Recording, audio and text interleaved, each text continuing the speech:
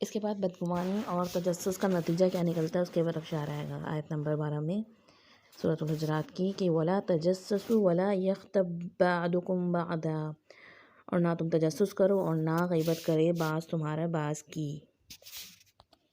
غیبت کا لفظ جو ہے وہ غیب سے نکلا ہے، یعنی آنکھ سے پوشیدہ، انسان کی ایبسنس میں، اس کی غیر موجودگی میں اس کی برائی کا ذکر کرنا جو اس میں موجود ہو۔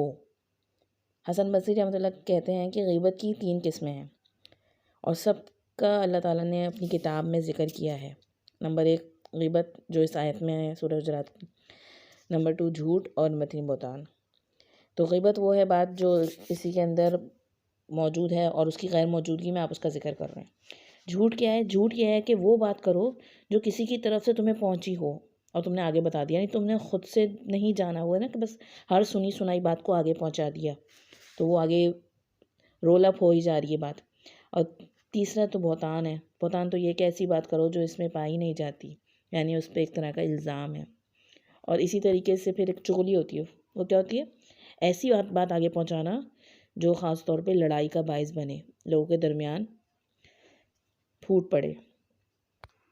تو غیبت کی ڈیفینیشن ہے غیبت ذکر کا اخاک بما یکرہ، اپنے بھائی کا ایسا ذکر جو اس کو ناپسند ہو، یعنی کسی کی شخصیت کی ایسی بات کہ اگر اس کے سامنے کرو تو اس کو پسند نہیں آئے گی، تو اس کے وہ پیٹھ پیچھے کرنا اس کی غیبت ہو گئی۔ آپ صلی اللہ علیہ وسلم نے صحابہ سے پوچھا کیا تم جانتے ہو غیبت کیا ہے؟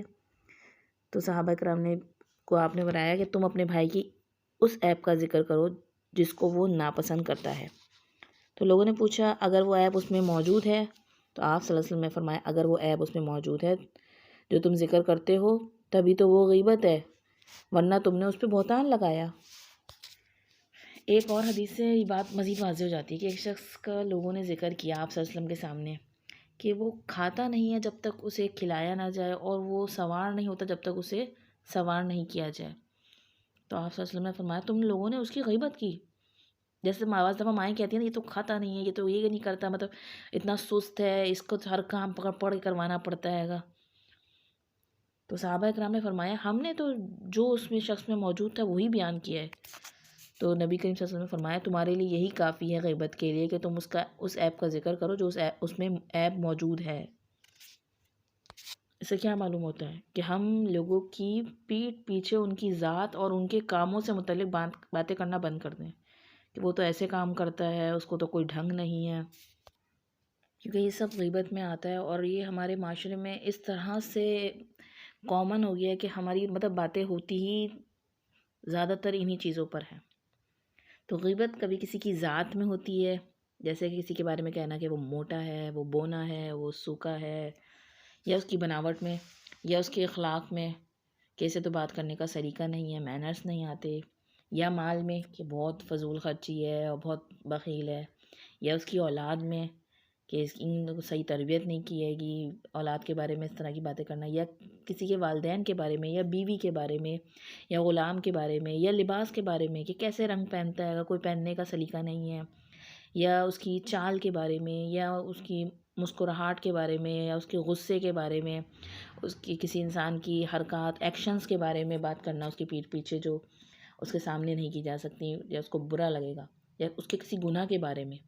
تو یہ سب چیزیں جو ہیں گی غیبت میں کاؤنٹ ہوتی ہیں۔ اور بالکل اسی طرح پیٹھ پیچھے کسی کی نقل اتارنا تاکہ لوگوں کو وہ یاد آئے، تو یہ سب بھی غیبت میں آتا ہے، خواہ وہ بول کر کرنا ہو، خواہ وہ لکھ کر کرنا ہو، یا آنکھ، ہاتھ یا سر کے اشارے سے، یہ سب غیبت میں کاؤنٹ ہوگا۔ یا کسی کے دین کے بارے میں کہنا وہ تو نماز میں سستی کرنے والا ہے، یا تو جھوٹا ہے، یا چور ہے، یا والدین سے اچھا سلوک نہیں کرتا، یا دنیاوی باتوں میں معاملات میں کہنا بہت باتونی ہے، بہت پیٹو ہے، بہت سست ہے،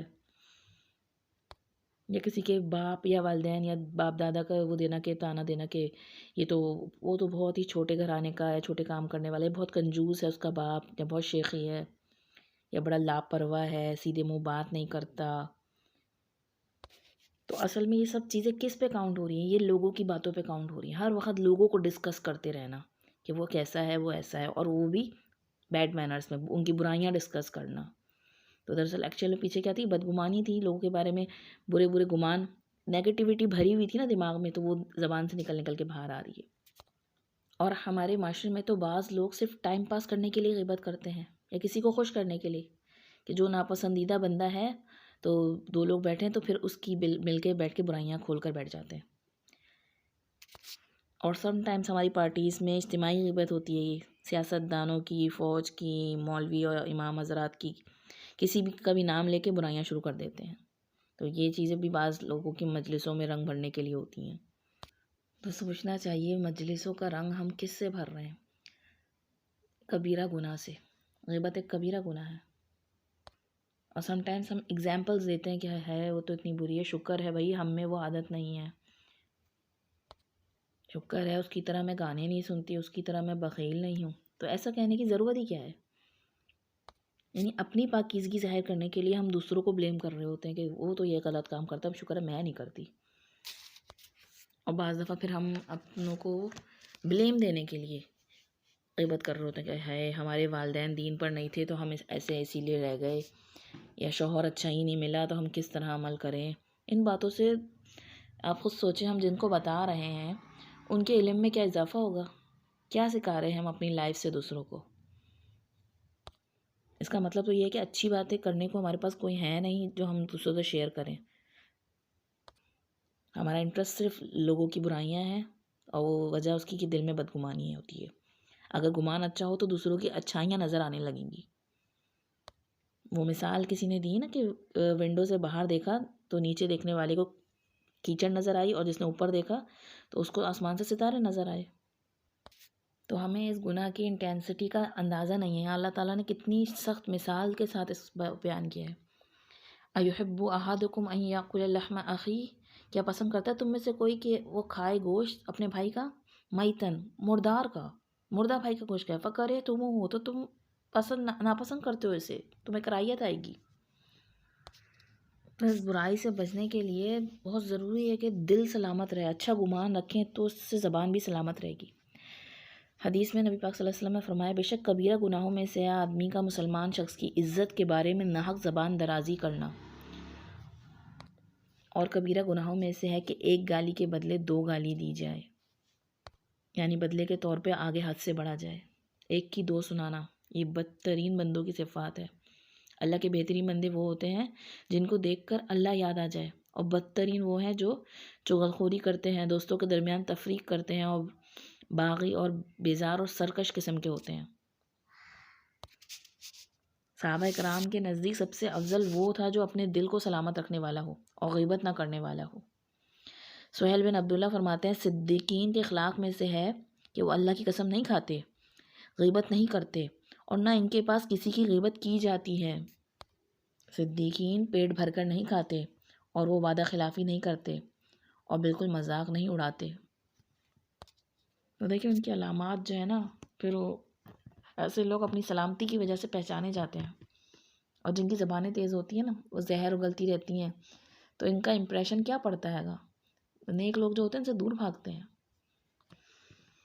ابن اورن کے بارے میں آتا ہے کہ انہوں نے لوگوں پر سرداری نہ کی کہ وہ دنیا کو سب سے زیادہ ترک کرنے والے تھے، یعنی ان کی سرداری کی یہ وجہ نہیں تھی کہ انہوں نے بہت زہد والے تھے، بلکہ انہوں نے اپنی زبان کی حفاظت کے ساتھ سرداری کی۔ جو زبان کی حفاظت نہیں کرتا وہ سب کی نگاہوں میں گر جاتا ہے، کیونکہ انسان کی عقل و سمجھ زبان سے معلوم ہوتی ہے کہ کتنا فہم والا شخص ہے۔ تو یہاں پہ غیبت کرنے کے علاوہ غیبت سننا بھی منع ہے، اور سن کر خاموش رہنا بھی درست نہیں۔ میمون بن سیہ کہتے ہیں، میں سویا ہوا تھا، خواب میں نے دیکھا کہ ایک حبشی کی لاش ہے، اور کوئی یہ کہہ رہا ہے کہ اس کو کھاؤ۔ تو میں نے کہا کہ اللہ کے بندے میں کیوں کھاؤں؟ تو اس نے کہا تم نے فلاں بندے کی غیبت کی ہے۔ اس نے کہا اللہ کی قسم میں نے تو اس کے بارے میں نہ اچھی بات کی نہ بری بات کی۔ تو اس نے کہا تم نے اس کے بارے میں بات کو غور سے سنا اور اس کو پسند کیا، یعنی اس کی کوئی برائی کر رہا تھا، تم نے اس کو غور سے سنا اور اس کو ناپسند بھی نہیں کیا۔ جیسے بعض وقت ہوتا ہے کہ کوئی آپ کو سنانے لگے اور آپ کا دل بیزار ہوتا ہے، آپ بات مڑنے کی کوشش کرتے ہیں، لیکن اگر کوئی کر رہا ہے اور آپ اس کے انٹرسٹ کے ساتھ مزید معلوم کر رہے ہیں، سوال کر کر کے کہ پھر بتاؤ پھر کیا ہوا، تو دلچسپی سے سنتے ہیں، تو یہ بھی آپ بھی اسی میں شامل ہوں گے، غیبت کرنے والے میں۔ اس لیے غیبت کرنے والے کو روکنا بھی ضروری ہوتا ہے۔ اور ضروری نہیں ہر بات آپ یہ بول کے روکیں کہ نہیں غیبت نہیں کرو، بلکہ بات کو موڑ دیں، جانے دیں. ہم لوگوں کے اوپر کیا کر سکتے، ان کے رویے نہیں بدل سکتے لوگوں کے، چھوڑیں، کوئی اور بات کرتے ہیں. اس طریقے کے جملے بول کے اس بات کا جو ایک وہ بنانے کی کوشش کر رہا ہوتا ہے غیبت کے ذریعے ایک انٹرسٹ، اس کو ختم کر دیں. اور اگر کہیں ایسے ہیں کہ نہیں روک سکتے تو پھر ایمان کا آخری درجہ ہے کہ دل میں برا جانیں، اس کو انجوائے نہ کریں، تعاون نہ کریں. ہاں ہاں صحیح کہہ رہی ہو تم، بلکہ کوئی عزت خراب کر رہا ہے تو اس کی طرف سے پھر دفاع کریں. مومن مومن کا آئینہ ہوتا ہے، مومن مومن کا بھائی ہے، اس کی غیر موجودگی میں اس کا دفاع کرتا ہے. اور جس نے اپنے بھائی کی مدد کی تو اللہ قیامت کے دن اس کی مدد کرے گا. تو ایسی محفل سے اٹھ جائیں جہاں لوگ غیبت سے باز نہ آئیں، ورنہ کیا ہوگا، آپ کے بھی کان میلے ہوں گے. کیونکہ غیبت کرنے سے انسان کا اپنا مقام گھٹتا ہے گا. کیونکہ وہ کہا جاتا ہے نا، کر بھلا تو ہو بھلا. تو اسی طرح جو کسی اور کا برا کرتا ہے اس کے ساتھ بھی پھر اس کا برا ہی ہوتا ہے. حدیث مبارکہ میں آتا ہے جو کسی کی عزت کے در پہ ہوتا ہے اللہ اس کے در پہ ہو جاتا ہے، اور جس کے در پہ اللہ ہو جائے اس کو اس کے گھر پر رسوا کر دیتا ہے. کیا مطلب؟ کیونکہ ایسے شخص کی نا پھر جو ہر وقت غیبت کرتا ہے اس کے اپنے گھر والوں میں بھی عزت نہیں رہتی. اور یہ غیبت جو ہے بندے کے دین کو کھا جاتی ہے، دل کی سختی کا باعث ہوتی ہے. اللہ کے ذکر کے بغیر دنیا کی اور لوگوں کی باتیں بہت کرنا یا سننا، اس سے زنگ آلود ہو جاتے ہیں دل، اور پھر انسان کے دل میں نور نہیں رہتا. عمر بن خطاب رضی اللہ تعالیٰ کہتے ہیں تم پر لازم ہے کہ اللہ کا ذکر کرو کیونکہ اس میں شفا ہے، اور تم پر لازم ہے کہ لوگوں کے ذکر سے بچو کیونکہ اس میں بیماری ہے. ہم کتنا سوچتے ہیں کہ کون سی چیزوں میں بیماری ہے، ان چیزوں سے بچیں. تو لوگوں کے ذکر سے کثرت کرنے سے بچیں. اور جو شخص کسی اور کے متعلق جو بات کرتا ہے عیب والی، اس کو اپنے اندر بھی آ جاتی ہے وہ چیز. امام مالک فرماتے ہیں میں نے شہر مدینہ میں کچھ ایسے لوگوں کو پایا جن میں عیب نہ تھے، مگر جب انہوں نے لوگوں کو عیب لگایا تو وہ خود عیب دار بن گئے. اور میں نے ایسوں کو بھی دیکھا جن میں عیب تھے لیکن وہ چپ ہو گئے تو ان کے عیب بھلوا دیے گئے، یعنی اللہ تعالیٰ کی طرف سے، اور لوگوں نے انہیں معاف کر دیا. تو اگر ہم چاہتے ہیں کہ ہمارے عیبوں پر بھی پردہ پڑا رہے تو دوسروں کے عیب جو ہماری نگاہوں میں آ گئے ہیں گے ان پہ پردہ ڈال کے رکھیں، انہیں اپنی زبان سے نکال کر اس کچرے کو مزید مت پھیلائیں، کیونکہ غیبت کرنے والا سب سے بڑھ کر اپنی ہی نیکیوں سے محروم ہو جاتا ہے. فضیل بن عیاض سے کسی نے کہا فلاں آدمی میری غیبت کرتا ہے، تو انہوں نے کہا اس نے تمہاری طرف اپنی نیکیاں گھسیٹ کر پیش کر دی ہیں.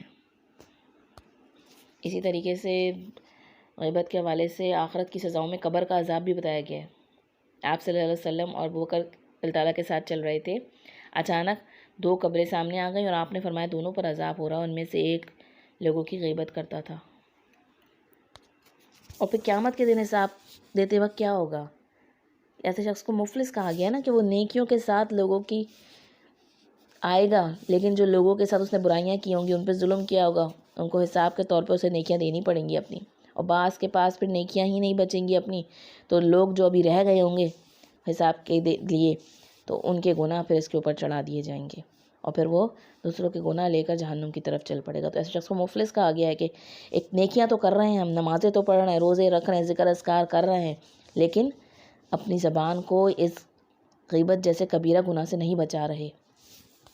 اور اس کو کبیرہ گناہ نہیں سمجھتے، اس کو سمجھتے ہیں یہ بہت معمولی ہے، اللہ غفور الرحیم ہے، ان کو تو معاف کر دے گا، اور اس طرح سے اپنے آپ کو لائسنس دے رکھتے ہیں کہ دوسروں کی عزت خراب کرنے کا.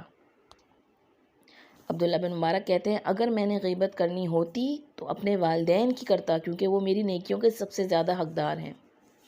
یعنی نیکیوں سے ایکسچینج لازمی ہوگا، اس کو سمجھیے، احساس کیجئے. نیکیاں کمانا اتنا آسان نہیں ہے، اور اس کو اسی شخص کو دے دینا جس کے لیے دل میں ہم برائی رکھتے ہیں، جس کو ہم اچھا نہیں سمجھتے، یا ہو سکتا ہے وہ ہمارے اوپر ظلم کرنے والا شخص ہو.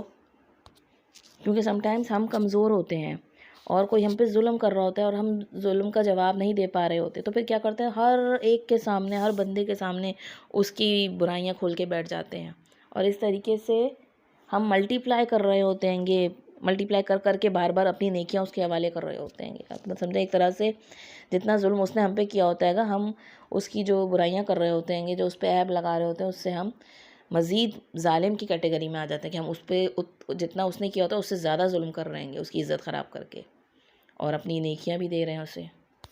تو اصل میں کامیاب وہ ہے کہ جو اپنی نیکیوں کو واقعی میں ان کو بچا کر ان کی حفاظت بھی کرے. بہت باتونی اور فضول باتیں کرنے سے بچنا چاہیے. قیامت کے دن آپ صلی اللہ علیہ وسلم مجلس سے بہت دور ہوں گے جو بہت باتونی اور بہت فضول باتیں کرنے والے ہوں گے. آپ صلی اللہ علیہ وسلم کا قرب نصیب نہ ہوگا انہیں. معراج کی رات آپ صلی اللہ علیہ وسلم اس قوم سے گزرے جن کے ناخن تانبے کے تھے اور اس سے اپنے چہرے اور سینے کو کھریچ رہے تھے.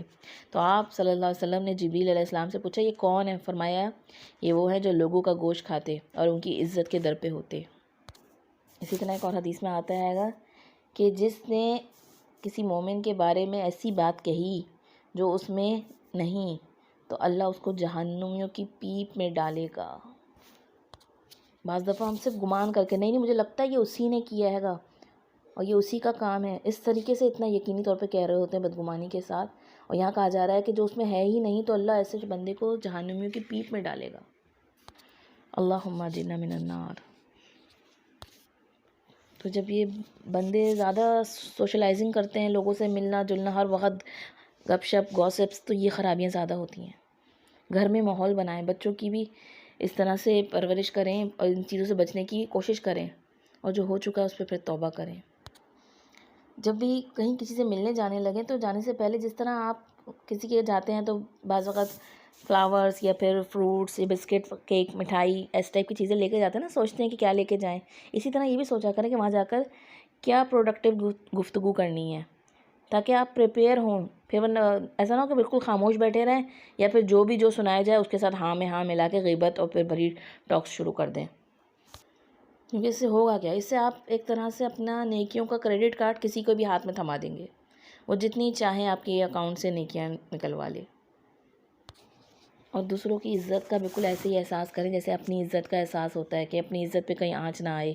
اپنی بچوں کی عزت کو بھی انسان کس طریقے سے پروٹیکٹ کرتا ہے نا.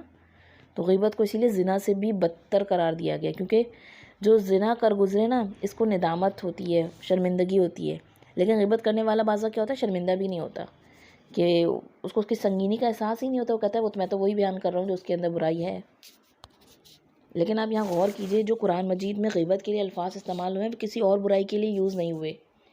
کہ یہاں پہ کیا آ رہا ہے، ایحب احدکم ان یاکل لحم اخیہ، کیا پسند کرتا ہے تم میں سے کوئی کہ وہ کھائے اپنے بھائی کا گوشت، میتن مردہ کا، فکرہتموہ، پس تم ناپسند کرتے ہو اس کو. یعنی ایک تو مردہ اور پھر اس کا گوشت. آپ گھر میں دیکھیں، گھر میں گوشت آتا ہے آپ کے بیف کا، چکن کا، مٹن کا، کبھی ایسا ہوتا ہے کہ وہ آئے اور آپ اس کو کھانا شروع ہو جائیں کچا؟ ایسی کتنی وہ آتی ہے نا. بس بچیاں جو ہوتی ہیں وہ تو واش کرنے سے بھی گھبراتی ہیں کہ نہیں نہیں ہم ہاتھ نہیں لگائیں گے. تو پھر یہ کہ اب خود سوچیں آپ کے ساتھ کوئی بیٹھا ہوا ہے گا اور آپ اس کو جا کے نوچ نوچ کے کھانے شروع ہو جائیں ایسی کاٹ کاٹ کے، کیا ممکن ہے؟ یہ سوچ کے بھی کتنی مطلب ایک طرح سے کراہیت آتی ہے گی. تو یہاں یہ بتایا جا رہا ہے اس سے زیادہ مکروہ کام کیا ہوگا جو تم کرتے ہو. تو سب سے پہلے جاننا ہوگا کہ ہم غیبت کرتے کیوں ہیں. عام طور پہ یہ حسد کی وجہ سے کی جاتی ہے. تو ہمیشہ یہی کہیے کہ ہمیں اللہ سے فضل مانگنا چاہیے، نہ کہ کسی اور کو جو ملا ہے اس پر جلیں. کسی اور کو ملا گا تو اس کے اوپر کہیں کہ اللہ کا دیا ہوا ہے اس کو بھی، اور اللہ تعالیٰ مجھے بھی دے سکتا ہے گا. اسی طرح بعض دفعہ کوئی ظلم کر رہا ہو ہم پہ، ہماری حق تلفی کر رہا ہو تو ہم اس کی غیبت شروع کر دیتے ہیں. لیکن کیا برائیاں کرنے سے اس کا ظلم ختم ہو جاتا ہے؟ تو یہ علاج نہیں ہے. علاج کی طرف آئیں، سولوشن کی طرف آئیں، کس طریقے سے میں اس ظلم سے نجات پا سکتی ہوں. اور بعض دفعہ کوئی کمٹمنٹ پوری نہیں کرتا، کوئی وعدہ پورا نہ کرے تو ہم اس کی غیبت کرنے لگتے ہیں. تو ایسے میں پھر اس کو معاف کر دیا کریں، کہ جس طرح ہم سے بھی بعض وقت غلطیاں ہوتی ہیں، ہم بھی نہیں کر پاتے ہیں، ہمارے اندر بھی کمزوریاں ہیں گی، تو مارجن دیں لوگوں کو. اسی طرح بعض دفعہ کچھ لوگ مذاق اڑاتے ہیں ہمارا یا پھر ہم پہ تنقید کرتے ہیں، کرٹیسائز کرتے ہیں، تو ہم اس کی غیبت سٹارٹ کر دیتے ہیں. تو ایسے میں ہمیشہ دیکھیں کہ اگر صحیح کرٹیسزم ہے تو اپنی اصلاح کر لیں، ورنہ ڈونٹ وری کہ وہ جو کہہ رہا ہے گا اس کے اپنے منہ پر ہی آئے گا، میری ذات کو تو کوئی نقصان نہیں ہو سکتا. سم ٹائم ایسا ہوتا ہے کہ ہم سے کوئی تعاون نہ کرے تو ہماری بات نہ مانے تو ہم اس کی غیبت کرنے لگتے ہیں. تو سوچنا چاہیے کہ اگر یہ تعاون نہیں کر رہا تو اللہ تعالیٰ کہیں اور سے راستہ بنا دے گا. اگر یہ بات نہیں مان رہا، بعض وقت ہماری اپنی اولاد ہماری بات نہیں مان رہی ہوتی، تو ہمیں دیکھنا چاہیے کہ ہم بھی تو کہیں ایسا نہیں اللہ تعالیٰ کی کوئی نافرمانی کر رہے ہیں، اللہ کی کوئی بات نہیں مان رہے، نہ کہ پھر ان کی بچوں کی غیبتیں کر کر کے ان کی عزت خراب کریں اور اپنا نام اعمال بھی خراب کریں. اور سب سے بڑی وجہ جو ہے نا وہ بدگمانی ہے غیبت کی، اور اس کا حل یہی ہے کہ حسن ظن رکھیں.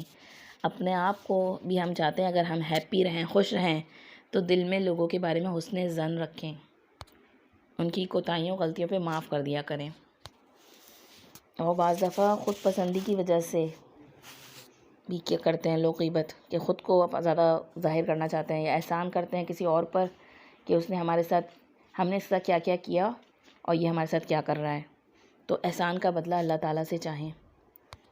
اور کچھ لوگ تو عادتاً کرتے ہیں، یعنی جو شخص موجود نہیں ہے اس کو موضوع بنا لیتے ہیں، تو یہ بہت بڑا